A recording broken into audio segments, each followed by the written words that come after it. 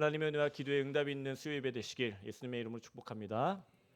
네, 우리 옆에 분들, 앞에 분들, 좌우 분들 바라보시면서 이렇게 한번 인사했으면 좋겠는데, 오늘도 예수님의 보혈이 우리를 깨끗하게 하셨습니다. 이렇게 한번 인사했으면 좋겠습니다. 네, 우리 한번 또 이렇게 인사했으면 좋겠는데, 성령 충만함 받읍시다. 이렇게 인사했으면 좋겠습니다. 네, 시편 51편으로 지금 거의 한 달을 다 왔습니다. 이제 마지막 한 번이 남았는데요. 마지막 한 번 남았는데, 마지막 한 번 여러분들 끝까지 이 시편 51편에 있는 놀라운 은혜와 또 풍성한 그 사랑을 이 시편 51편 가운데서 여러분들이 마음껏 만끽하시면 좋겠습니다.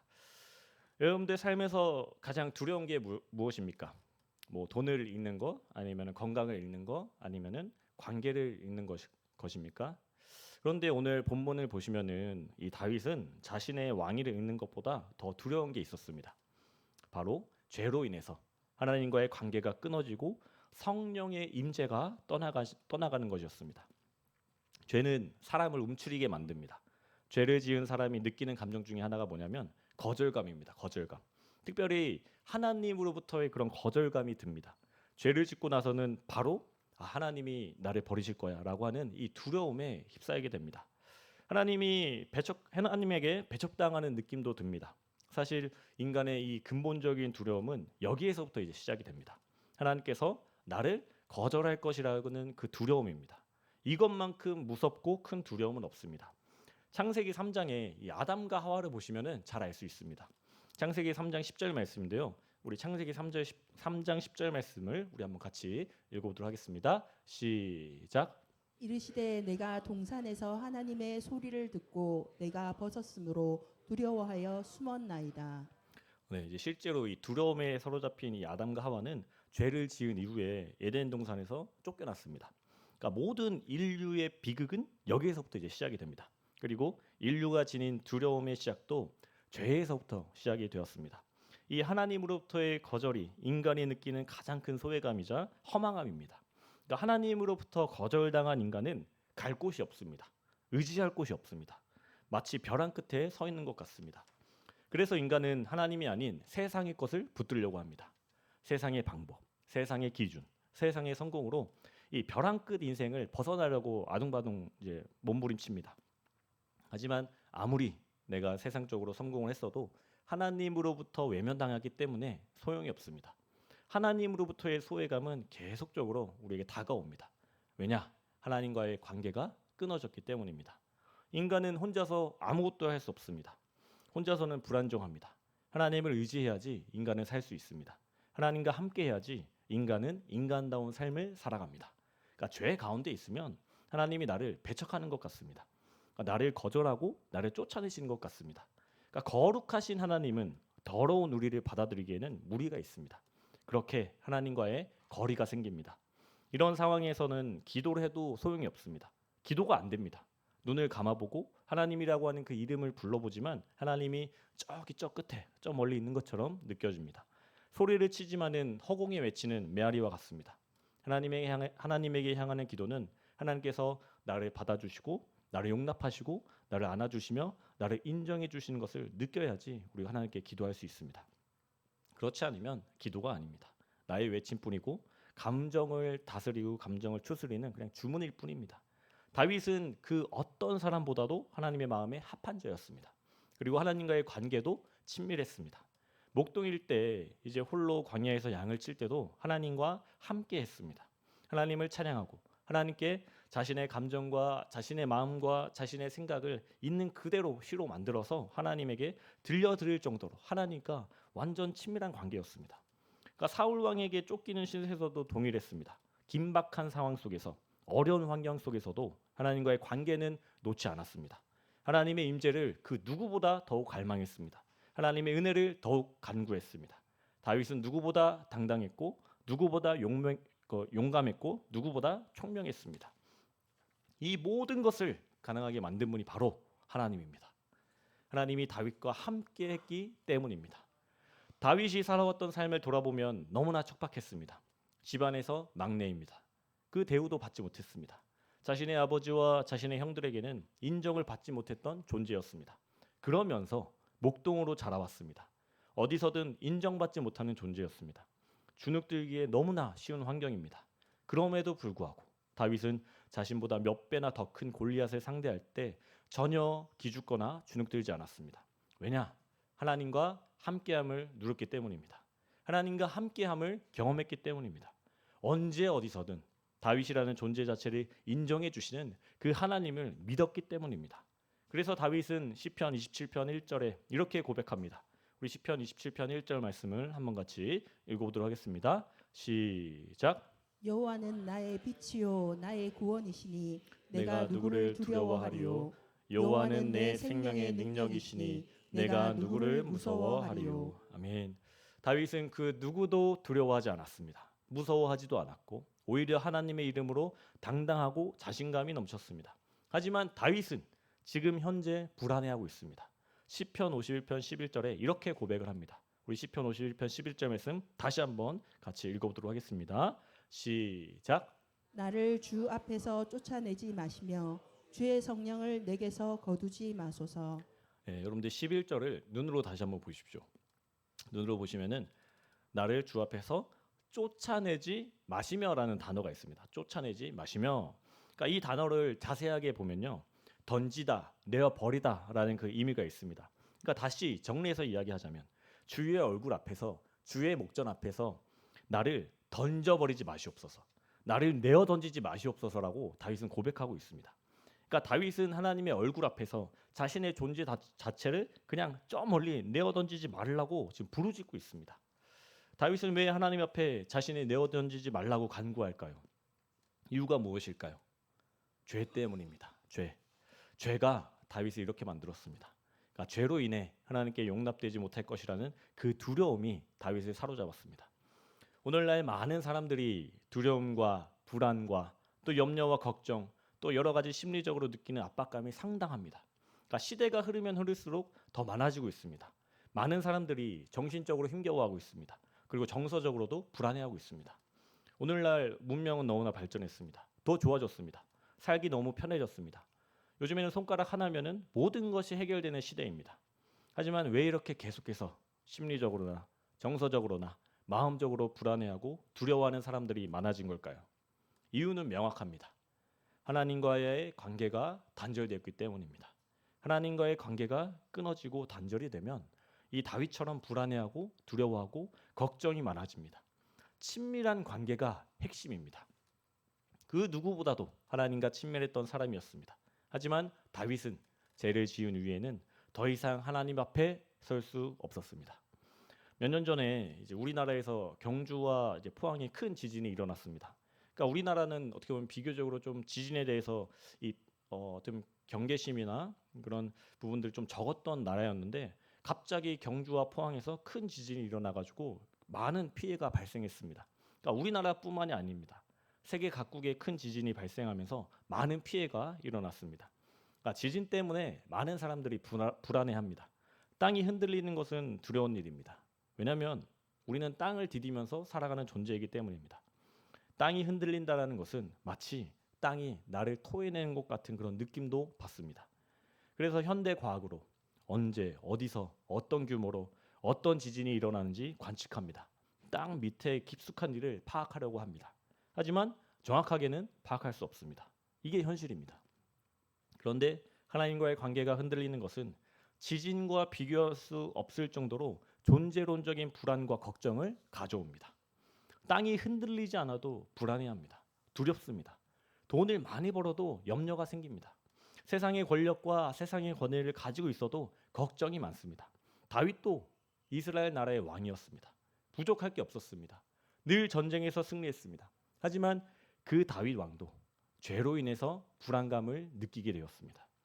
하나님과의 관계가 친밀하면 땅이 흔들리든 태풍이 불든 문제가 없습니다. 내일 당장 먹을 것이 떨어져도 걱정이 없습니다. 왜냐? 모든 생사화복을 주장하시는 분이 바로 하나님이기 때문입니다. 다윗은 하나님 앞에 간구했던 기도는 어찌 보면 하나님 앞에서의 절규였습니다. 하나님으로부터 거절받는 것보다 더 큰 위기는 없기 때문입니다. 하나님 앞에서의 외면, 하나님 앞에서의 거절을 경험하신 분이 있습니다. 바로 예수님입니다. 마태복음 27장 46절 말씀인데요. 우리 마태복음 27장 46절 말씀도 한번 같이 읽어보도록 하겠습니다. 시작. 예수께서 크게 소리질러 이르시되 엘리 엘리 라마 사박다니 하시니 이는 곧 나의 하나님 어찌하여 나를 버리셨나이까 하는 뜻이라. 아멘. 엘리 엘리 라마 사막다니 나의 하나님 어찌하여 나를 버리셨나이까 라고 예수님이 고백했습니다. 그러니까 십자가에서 예수님은 철저하게 하나님으로부터 버림받았습니다. 외면받았습니다. 거절당했습니다. 하나님은 우리의 죄를 대속하기 위해서 예수님의 절규와 탄식을 외면하셨습니다. 죄로 인해 죽을 수밖에 없던 우리에게 영원한 생명을 주시기 위해서입니다. 우리가 하나님 아버지로부터 거절당하지 않게 하시려고 예수님이 우리 대신에 십자가에서 철저하게 하나님께 외면당하셨습니다. 거절당하셨습니다. 그 고통을 우리 대신에 모두 예수님이 감당하셨습니다. 예수님이 소외당하셨습니다. 그래서 우리가 하나님으로부터 소외당하지 않게 되었습니다. 예수님이 버림받으셨기 때문입니다. 그래서 우리가 하나님 아버지에게 받아들여졌습니다. 아무리 큰 죄를 지었어도 예수님의 십자가를 의지하고 나아가면 하나님께서 우리를 받아주십니다. 우리를 안아주십니다. 이것이 복음의 능력이고 이것이 복음의 위력입니다. 십자가의 힘입니다. 보혈의 은혜입니다. 우리는 오직 예수 그리스도만 붙잡으면 됩니다. 간구하면 됩니다. 십자가를 붙들 때, 예수님을 붙잡을 때 하나님은 우리를 거절하지 않으십니다. 외면하지 않으십니다. 누가복음 15장을 보시면 돌아온 탕자의 비유가 있습니다. 이 하나님 아버지의 받아들이심이 이 누가복음 15장 이 탕자의 비유를 통해서 무엇인지 정확하게 알려줍니다. 이 아버지의 유산을 받아 먼 도시로 떠났던 둘째 아들입니다. 그는 허랑방탕하게 살다가 결국 모든 것을 잃어버렸습니다. 그리고는 돼지가 먹는 쥐염열매를 먹으면서 삶을 연명했습니다. 그때 아버지의 품이 생각났습니다. 둘째 아들은 제정신이 돌아와서 아버지의 품으로 돌아갑니다. 그때 아버지는 저 멀리서부터 둘째 아들이 돌아오는 모습을 보고는 두 손 벌려 달려갑니다. 그리고는 꽉 안아줍니다. 우리 누가복음 15장 20절 말씀인데요. 우리 누가복음 15장 20절 말씀 한번 같이 읽어보도록 하겠습니다. 시작. 이에 일어나서 아버지께로 돌아가니라. 아직도 거리가 먼데 아버지가 그를 보고 측은히 여겨 달려가 목을 안고 입을 맞추니. 이 일어나서 아버지께로 돌아가니라. 아직도 거리가 먼데 아버지가 그를 보고 측은히 여겨 달려갔다고 합니다. 아직도 거리가 먼데 그 아버지는 둘째 아들이 저 멀리 있어도 자신의 아들인 걸 알고 측은히 여기면서 달려가셨습니다. 아버지는 잃어버렸던 아들을 되찾았다고 마을 사람들을 불러 모아서 잔치까지 엽니다. 아버지는 둘째 아들의 잘못을 지적하는 말을 단 한마디도 하지 않으십니다. 그저 그냥 이 둘째 아들이 돌아왔다라는 그 마음에 그 사실에 기뻐하면서 안도하며 잔치를 엽니다. 우리도 마찬가지입니다. 절대로 여러분 주눅들지 마십시오. 억눌려 있지 마십시오. 이런 문제 저런 문제 때문에 하나님이 날 받아주지 않을 거야. 하나님이 날 버렸을 거야. 하나님이 나의 기도에 응답하지 않을 거야. 그런 생각을 버리시길 바랍니다. 예수 그리스도께서 모든 것을 우리 대신에 담당하셨습니다. 다 끝내셨습니다. 그렇기 때문에 예수 그리스도의 이름을 믿고 하나님의 은혜와 자비와 긍휼을 구하며 나아가시길 바랍니다. 그러면 하나님 아버지의 넓은 품 안으로 안길 줄 믿습니다. 하나님 아버지의 용서와 사랑과 자비를 얻게 될 줄 믿습니다. 여러분은 실수해도 좋습니다. 넘어져도 좋습니다. 엎어져도 좋습니다. 잠언 24장 16절에 이렇게 이야기합니다. 우리 잠언 24장 16절 말씀 한번 같이 읽어보도록 하겠습니다. 시작. 대저 의인은 7번 넘어질지라도 다시 일어나려니와 악인은 재앙으로 말미암아 엎드러지느니라. 아멘. 의인은 7번 넘어져도 또다시 일어납니다. 일어날 수 있는 힘이 자신에게 있는 게 아니라 하나님의 손이 그 의인을 일으켜줍니다. 오늘 이 시간 하나님 앞에서 주눅드신 분이 계십니까? 억눌린 분이 계십니까?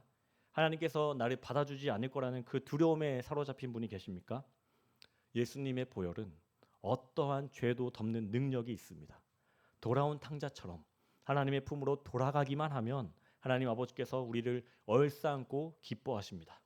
오늘 이 시간 예수 그리스도의 보혈의 능력을 경험하는 저와 우리 모든 열린교회 성도님들 되시길 예수님의 이름으로 축복합니다. 다윗은 하나님 앞에서 나를 주 앞에서 쫓아내지 마시며라고 간구하면서 주의 성령을 내게서 거두지 마소서라고 기도하고 있습니다. 우리 시편 51편 11절 말씀 다시 한번 같이 읽어보도록 하겠습니다. 시작. 나를 주 앞에서 쫓아내지 마시며 주의 성령을 내게서 거두지 마소서. 아멘. 여러분, 성령이라고 하면은 사도행전 2장에 기록된 이 마가의 다락방이 가장 먼저 떠오릅니다. 성령의 놀라운 역사가 일어나고 구약의 약속이 성취되었던 놀라운 사건이었습니다. 하지만 구약 시대 속에서도 성령은 동일하게 역사하고 있었습니다. 다윗은 이 놀라운 성령의 역사를 경험했던 인물입니다. 우리 사무엘상 16장 13절 말씀인데요. 우리 사무엘상 16장 13절 말씀을 한번 같이 읽어보겠습니다. 시작. 기름 뿔병을 가져다가 그의 형제 중에서 그에게 부었더니 이날 이후로 다윗이 여호와의 영에게 크게 감동되니라. 사무엘이 떠나서 라마로 가니라. 아멘. 여러분들, 구약 시대에서는요, 이 선지자, 제사장, 왕, 이 선지자, 제사장, 왕은 하나님께서 직접 임명하셨습니다. 그리고 하나님께서 직접 임명하셨다라고 하는 그 증거로 머리 위에 기름을 부었습니다. 이 기름 부으심은 하나님의 임재와 성령의 임재를 뜻합니다. 그러니까 다윗은 성령의 기름 부으심을 받고 크게 감동되었습니다. 그리고 하나님이 다윗을 왕으로 만드셨습니다. 예수님도 마찬가지입니다. 예수님이 세례 요한으로부터 세례를 받은 이후에 물에서 올라오실 때 성령이 비둘기같이 내려 그 위에 임했습니다. 그리고 예수님의 사역이 본격적으로 시작되었습니다. 예수님의 사역은 성령으로부터 시작해서 성령으로 마무리되었습니다. 이처럼 다윗이 주의 성령을 내게서 거두지 마소서라고 기도한 이유는 명확합니다. 성령이 임하실 때와 성령이 떠나갈 때의 그 차이를 누구보다 잘 알았기 때문입니다. 다윗은 성령의 임재하심과 떠나가심의 차이를 가장 가까이서 지켜본 인물이었습니다. 대표적으로 사울 왕이 그랬습니다. 사울은 하나님의 말씀 앞에 거듭하여서 불순종했을 때 사울 왕에게 임했던 성령이 떠나갔습니다. 사무엘상 16장 14절 말씀인데요. 우리 사무엘상 16장 14절 말씀 한번 같이 읽어보도록 하겠습니다. 시작. 여호와의 영이 사울에게서 떠나고 여호와께서 부리시는 악령이 그를 번뇌하게 한지라. 아멘. 이 성령이 사울 왕에서 떠나갔다는 것은 사울이 하나님이 세우신 그 왕의 자리에서 사명이 끝났다라는 것을 의미합니다. 그러니까 현실에서는 여전히 왕입니다. 왕. 하지만 이미 성령이 떠남으로 인해서 악령이 사울 왕을 괴롭혔고 매 순간마다 이해할 수 없는 선택과 이해할 수 없는 일을 반복하게 되었습니다. 직분과 직함은 있습니다. 하지만 능력이 없습니다. 두려움과 불안감으로 매일 살아갑니다. 성령이 떠난 인생은 순수하게 자신의 힘으로 살아가야 합니다. 너무나 힘겹습니다. 서구에서는 성령 충만하지 않은 상태로 목회하라가 최고의 욕이라고 합니다. 그러니까 성령 충만하지 않으면 목회하기도 힘이 듭니다. 목회자가 가장 강구해야 되는 게 뭐냐? 성령의 충만함입니다. 목회자뿐만 아닙니다. 오늘날 이 시대를 살아가는 우리에게도 성령의 충만함이 필요합니다. 여러분들, 엘리 제사장을 보십시오. 제사장이라고 하는 직분이 있습니다. 권위도 가지고 있습니다. 하지만 능력이 사라진 지 오래입니다. 하나님의 음성은 이미 끊어진 지 오래되었습니다. 하지만 아무런 자각이 없습니다. 그렇게 성령이 떠난 제사장에게 무엇을 기대할 수 있을까요? 그냥 시대의 흐름에 맞춰서 살아가는 방법이 이 제사장에게는 최선의 방법이 되었습니다. 다윗은 성령이 떠난 사울의 비참함을 지켜보고 그 처참함을 절실히 느꼈습니다. 그것이 얼마나 무서운 일인지도 너무나 잘 알고 있었습니다. 나단 선지자로 인해 자신의 죄를 직면하던 이 다윗은 그제서야 자기 자신에게 닥칠 위기가 얼마나 큰 위기인지 깨닫게 되었습니다. 다윗은 자신의 죄로 인해 성령께서 떠나실까 두려웠습니다. 다윗의 탄식과 어우러진 이 절규는 하나님을 향한 부르짖음이었습니다. 신약시대, 그러니까 오늘날 이 시대는 예수님을 믿고 성령을 경험하면 성령이 떠나지 않습니다. 이미 예수님이 약속하셨기 때문입니다. 하지만 그런 사람이라도 죄를 짓고 하나님의 말씀 앞에 불순종과 불신앙 속에 있다면 성령께서 근심합니다. 성령이 소멸됩니다. 우리 에베소서 4장 30절 말씀인데요. 우리 에베소서 4장 30절 말씀 한번 같이 읽어보도록 하겠습니다. 시작. 하나님의 성령을 근심하게 하지 말라. 그 안에서 너희가 구원의 날까지 인치심을 받았느니라. 그리고 데살로니가전서 5장 19절 말씀입니다. 우리 데살로니가전서 5장 19절 말씀 한번 같이 읽어보겠습니다. 시작. 성령을 소멸하지 말며. 아멘.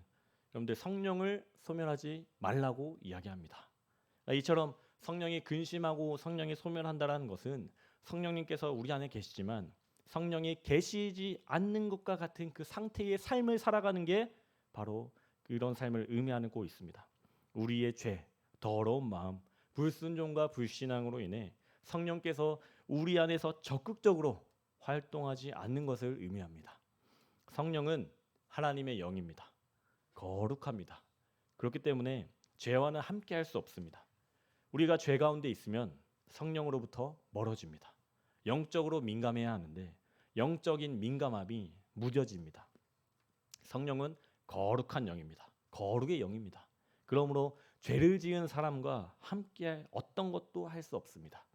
성령이 소멸한 사람은 특징이 분명합니다. 영적으로 무기력합니다. 영적으로 감각이 없습니다. 활력을 잃어버립니다. 무슨 일을 해야 하는데 무슨 일을 하든지 힘이 없습니다. 기운이 없습니다. 의욕이 없습니다. 오히려 더 지칩니다. 그리고 열매가 없습니다. 하지만 다시금 자신의 상태를 인정하고 하나님 앞에 엎드리고 회개하고 돌이키면 성령께서 우리와 함께 하십니다. 성령의 기름 부으심을 경험하고 맛보게 됩니다. 마음과 심령과 영혼 속에 있던 모든 어두움이 물러가고 빛 대신 예수님 앞에 나오게 됩니다. 그러므로 진정한 회개가 없는 성령 충만함은 없습니다. 죄의 문제를 해결하지 않고서는 진정한 회복과 진정한 치유는 없습니다. 성령 충만함은 곧 영적인 민감성을 회복하는 겁니다.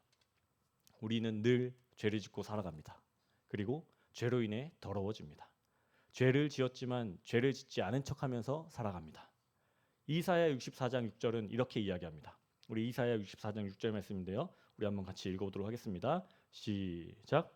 무릇 우리는 다 부정한 자 같아서 우리의 의는 다 더러운 옷 같으며 우리는 다 잎사귀 같이 시들므로 우리의 죄악이 바람같이 우리를 몰아가나이다. 아멘. 우리의 겉모습이 아니라 내면의 모습이 얼마나 더러운 존재인지 이 이사야 64장 6절의 말씀이 잘 알려주고 있습니다. 그러므로 회개를 지체해서는 안 됩니다. 회개를 지체하면 죄에 둔감해집니다. 영적으로 무뎌지고 영적으로 무감각해집니다. 그나마 남아있던 양심의 찔림마저도 사라집니다. 결국 죄에 대해 둔감해진 채 나중에는 자기가 무슨 죄를 저질렀는지 알지 못하게 됩니다. 심지어 죄를 죄로 여기지 못하게 됩니다. 가장 큰 죄는 죄에 대해서 무지한 것이 가장 큰 죄입니다. 다윗이 죄를 지은 것도 어느 날 갑자기 죄를 지은 게 아닙니다. 다윗 자신도 모른 채 영적으로 둔감해지고 무감각해지고 영적인 민감성이 사라지면서 죄를 범하게 되었습니다. 그리고는 자신이 무슨 죄를 저질렀는지도 모르는 그런 상태까지 되었습니다. 오늘 이 시간, 오늘 이 말씀을 통해 자신의 죄를 죄로 느끼는 은혜가 있기를 원합니다. 죄를 죄로 느끼는 것도 하나님의 은혜입니다. 말씀을 듣고 찔려야 합니다. 하나님은 죄를 지적해서 우리가 하나님 앞에 숨거나 두려워하기를 원하지 않으십니다. 오히려 하나님은 우리가 다시 한번 살아나기를 원하십니다. 하나님 앞에 나오기를 원하십니다. 그래서 우리는 성령님으로 말미암아 우리의 죄를 알게 해달라고 간구해야 합니다. 성령님이 바로 그 역할을 감당하십니다. 요한복음 16장 7절에서 8절이 성령님의 역할을 잘 이야기해주고 있는데요. 우리 한번 요한복음 16장 7절에서 8절 말씀을 한번 같이 읽어보도록 하겠습니다. 시작. 그러나 내가 너희에게 실상을 말하노니 내가 떠나가는 것이 너희에게 유익이라. 내가 떠나가지 아니하면 보이사가 너희에게로 오시지 아니할 것이요 가면 내가 그를 너희에게로 보내리니 그가 와서 죄에 대하여 의에 대하여 심판에 대하여 세상을 책망하시리라. 아멘. 성령님은 우리를 그냥 단순히 위로해 주시는 분이 아닙니다. 먼저 죄를 깨닫게 하시는 분입니다. 성령의 빛이 비추면 감추어졌던 죄가 드러나고 숨겨진 부끄러움이 드러납니다. 그 순간은 아픕니다. 그 순간은 너무나 부끄럽지만 그 순간이 바로 회복의 시작입니다. 우리는 성령님을 의지하면서 죄에 대해서 민감성을 잃지 않도록 훈련해야 합니다. 또 공동체가 그런 훈련의 장이 된다면 그보다 더욱 복된 공동체도 없습니다. 죄를 이야기하고 그 죄를 위해 함께 기도해주는 공동체가 필요합니다. 죄를 오히려 지적하거나 죄를 이야기할 수 없는 공동체라면 우리는 그 공동체가 올바른 역할을 감당하고 있는지 다시 한번 생각해 봐야 합니다.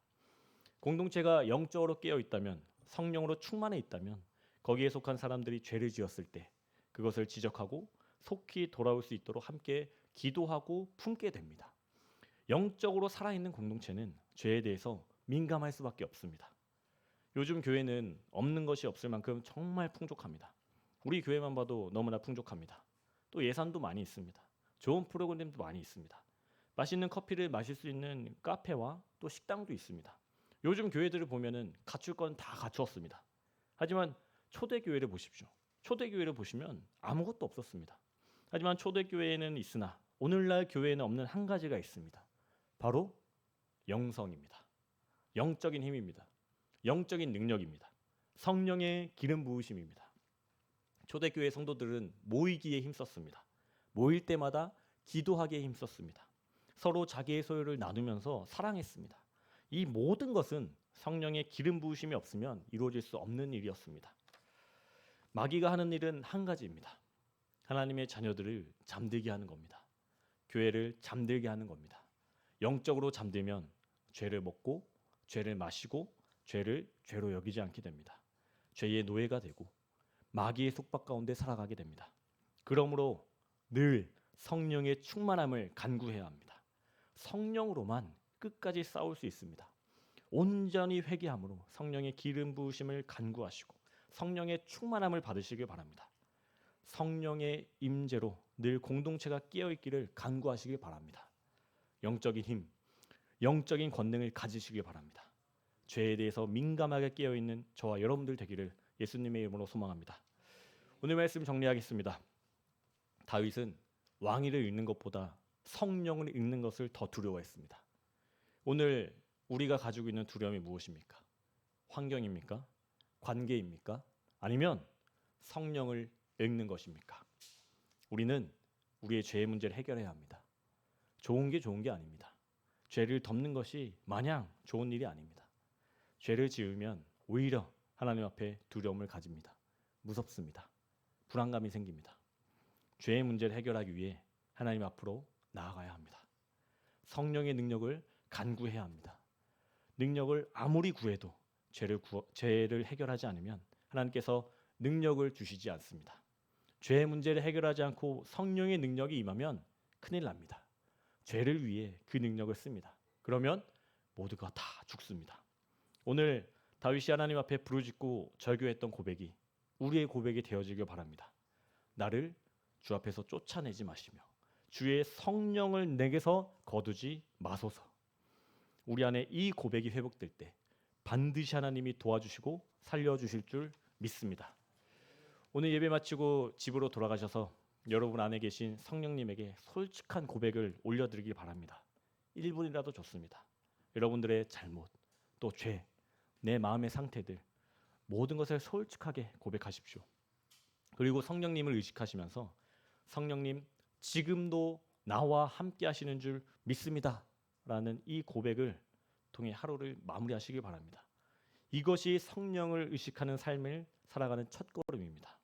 죄는 하나님과 우리의 관계를 멀어지게 하고 성령의 역사를 막아섭니다.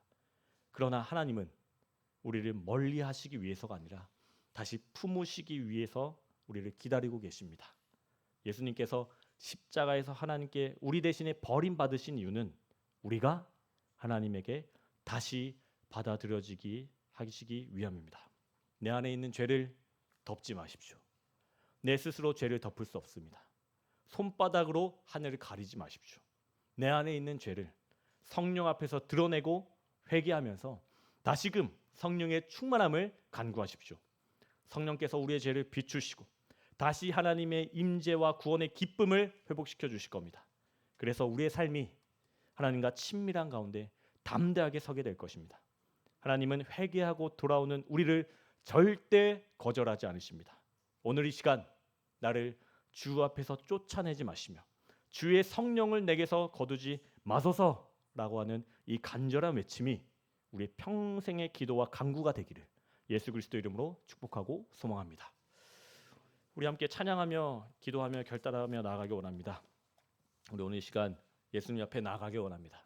내가 가지고 있는 모든 부분들, 모든 마음의 상처들, 아픔들, 괴로움들, 죄악들 오늘 이 시간 예수님 앞에 다 털어놓으며 나아가는 오늘 이 시간 되길 소망하면서 우리 함께 찬양하며 나가도록 하겠습니다.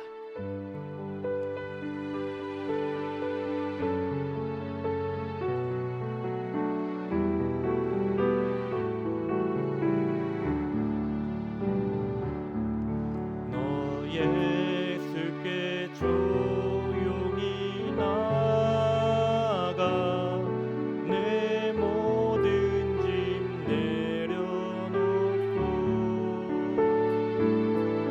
주 십자가 사랑을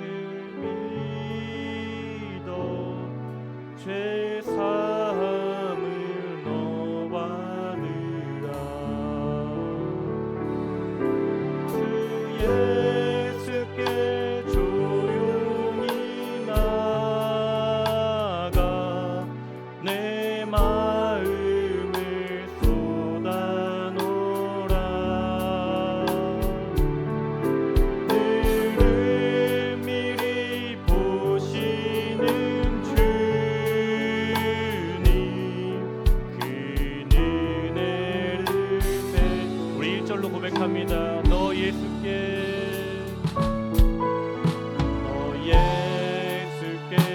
조용히 나가 내 모든 짐 내려놓고 주 십자가 사랑을 믿어 죄 사함을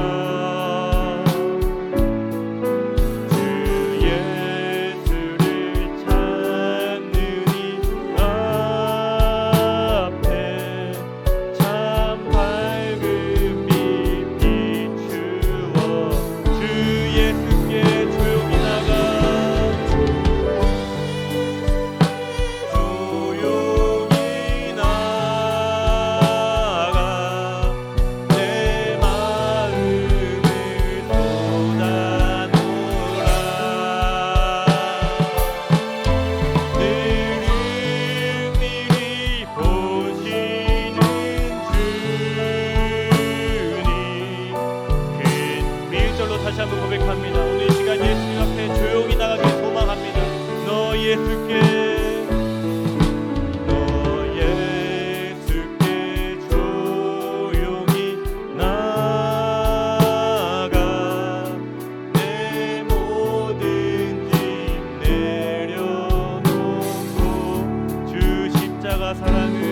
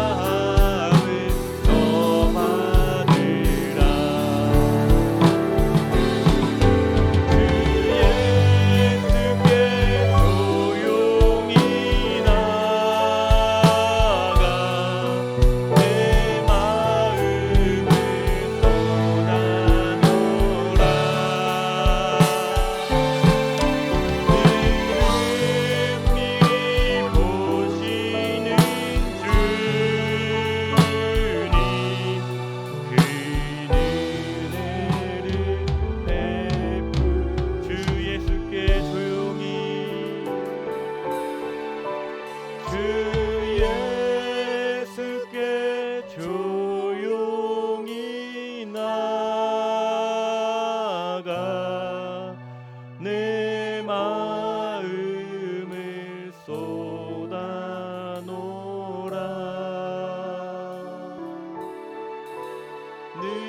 늘은 미리 보시는 주님 그 은혜를 베푸시리.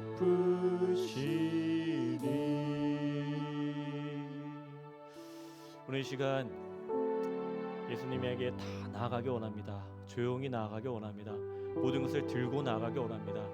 우리 마음에 있는 염려들, 걱정들, 근심들, 불안들, 또 여러분들 삶의 여러 가지 안 좋은 부분들, 또 상처받은 부분들, 또 치유가 필요한 부분들이 있다면 여러분들이 직접 해결하지 마시고 예수님께 조용히 나아가기 원합니다. 예수님 앞에 다 털어놓기 원합니다. 그 십자가의 사랑을 믿기를 바랍니다. 그 십자가의 사랑이 여러분들이 가지고 있는 모든 무거운 짐을 다 털어버리실 줄 믿습니다. 오늘 이 시간 우리 한번 같이 기도하며 나가기 원합니다. 하나님, 나를 주 앞에서 쫓아내지 마시옵소서. 다시 한번 그 십자가의 은혜를 간구합니다. 다시 한번 그 십자가의 은혜 앞에 내 모든 마음에 있는 부분들을 다 털어놓습니다. 하나님, 십자가의 보혈의 은혜로 나를 덮어 주시옵소서. 십자가의 사랑으로 나를 덮어 주시옵소서라고 우리 주님이 한번 간절히 부르짖고 여러분들의 마음에 있는 모든 것을 예수님에게 털어놓으며 나가도록 하겠습니다. 우리 함께 기도하겠습니다. 주여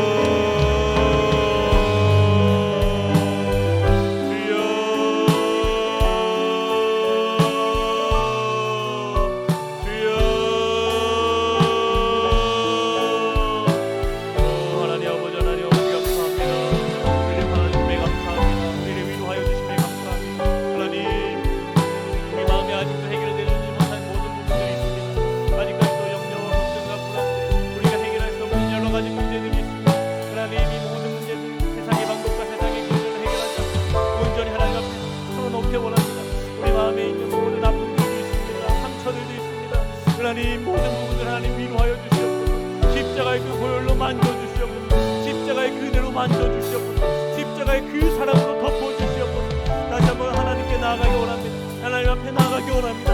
우리가 가지고 있는 모든 죄의 짐들, 무거운 짐들 하나님 앞에 털어놓으며 하나님 모든 수고하고 무거운 짐을 다 예수님 앞에 맡기며 나아가기 원합니다. 맡길 수 있는 믿음 주시옵소서. 믿음 주시옵소서. 은혜 주시옵소서. 하나님 사랑을 도와여 주시옵소서. 하나님 다시 한번 그 사랑으로 말미암아 하나님께 다시 한번 훌훌 털어버리고 하나님이 주시는 그 은혜로 말미암아 나아가는 우리 모든 영혼들이 되어질 수 있도록 주님 은혜 허락하여 주시옵소서. 나를 주 앞에서 쫓아내지 마시오. 다시 한번 하나님의 그 은혜로 말미암아 우리를 받아주시옵소서. 우리의 얼굴을 만져주시옵소서. 우리의 심령을 만져주시옵소서. 우리의 영혼을 회복시켜 주시옵소서. 다시 한번 그 십자가의 은혜로 말미암아 회복되어지는 오늘의 귀한 시간 되어질 수 있도록 하나님 십자가의 그 은혜와 십자가의 그 보혈의 능력을 더하여 주시옵소서.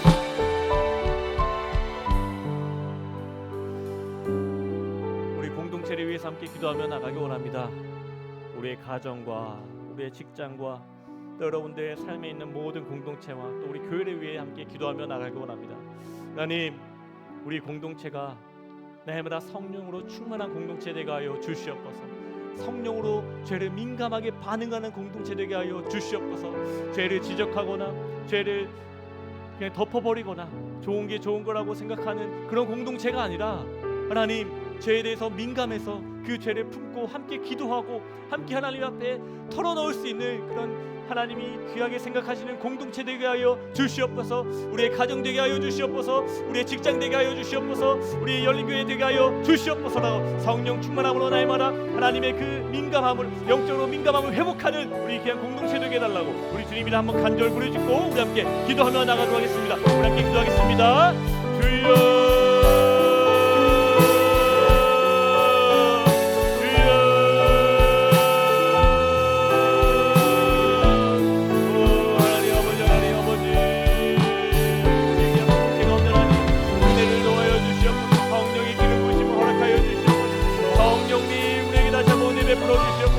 우리의 가정과 우리의 직장과 우리의 공동체와 우리 열린교회 가운데 하나님 성령의 충만함이 가득 넘치기 원합니다. 내보다 죄에 대해 민감하고 하나님의 그 사랑이 반응하며 나가는 우리 귀한 공동체 되어지기 원합니다. 우리 한 명 한 명 그 영혼들을 하나님의 사랑으로 품는 공동체 되어지기 원합니다.